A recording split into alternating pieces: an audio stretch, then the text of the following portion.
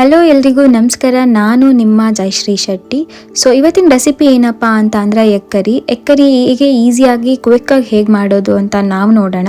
So ಅದಕ್ಕೂ ಮುಂಚೆ guys ನನ್ನ ಚಾನೆಲ್ನ ಸಪೋರ್ಟ್ ಮಾಡಿ, ಹಾಗೆ ನನ್ನ ಚಾನೆಲ್ನ ಸಬ್ಸ್ಕ್ರೈಬ್ ಮಾಡಿಕೊಡಿ, ಹಾಗೆ ಬೆಲ್ ಐಕಾನ್ನ ಕ್ಲಿಕ್ ಮಾಡಿ ಸೊ ದಟ್ ನಾನು ಪೋಸ್ಟ್ ಮಾಡೋ ಎಲ್ಲ ವೀಡಿಯೋಗಳು ನಿಮಗೆ ನೋಟಿಫಿಕೇಷನ್ ಬರುತ್ತೆ. So let's begin. ಬನ್ನಿ ನಾವೀಗ ನೋಡೋಣ ಏನೇನು ಬೇಕು ಅಂತ.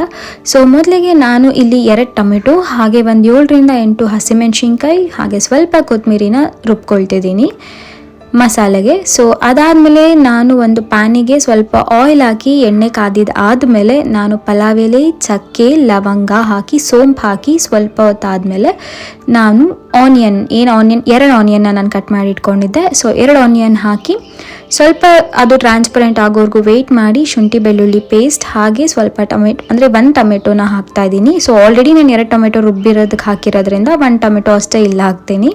ಸೊ ಅದಾದಮೇಲೆ ಸ್ವಲ್ಪ ಹಸಿ ಸ್ಮೆಲ್ಲೆಲ್ಲ ಹೋದಾದ್ಮೇಲೆ ಏನು ರುಬ್ಕೊಂಡಿದ್ವಿ ಮಸಾಲೆ, ಆ ಮಸಾಲೆನ ಹಾಕ್ತಾ ಇದ್ದೀನಿ. ಅದಾದಮೇಲೆ ನಾನು ರುಚಿಗೆ ತಕ್ಕಷ್ಟು ಉಪ್ಪು. ಸೊ ಈ ಸ್ಟೇಜಲ್ಲಿ ನೀವು ನಿಮಗೆ ಪುಡಿಗಳು ಏನು ರುಚಿಗೆ ಬೇಕಾಗಿರುತ್ತೋ ಪುಡಿಗಳು, ಆ ಪುಡಿಗಳನ್ನೆಲ್ಲ ನಾವು ಇಲ್ಲಿ ಯೂಸ್ ಮಾಡಬೇಕು.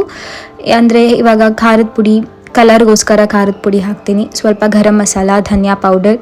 ಸೊ ಈ ಥರ ಪುಡಿಗಳನ್ನ ಹಾಕ್ಕೊಂಡು ಸ್ವಲ್ಪ ಅದು ಕುದಿಯೋವರೆಗೂ ವೆಯ್ಟ್ ಮಾಡೋಣ.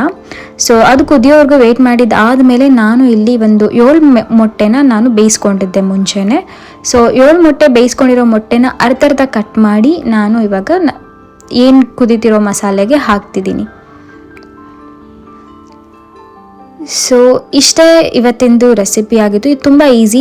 ಈ ಮೊಟ್ಟೆ ಎಲ್ಲ ಸ್ವಲ್ಪ ಫ್ರೈ ಆದಮೇಲೆ ಸ್ವಲ್ಪ ಮೊಟ್ಟೆ ಕುದೀಲಿ ಮಸಾಲೆ, ಬಿಕಾಸ್ ಆ ಮೊಟ್ಟೆಗೆ ಮಸಾಲೆ ಹಿಡಿಬೇಕಲ್ಲ ಅದಕ್ಕೆ. ಸೊ ಲಾಸ್ಟಲ್ಲಿ ನಾನು ಸ್ವಲ್ಪ ಕಸ್ತೂರಿ ಮೇಥಿ ಹಾಕ್ತಾ ಇದ್ದೀನಿ.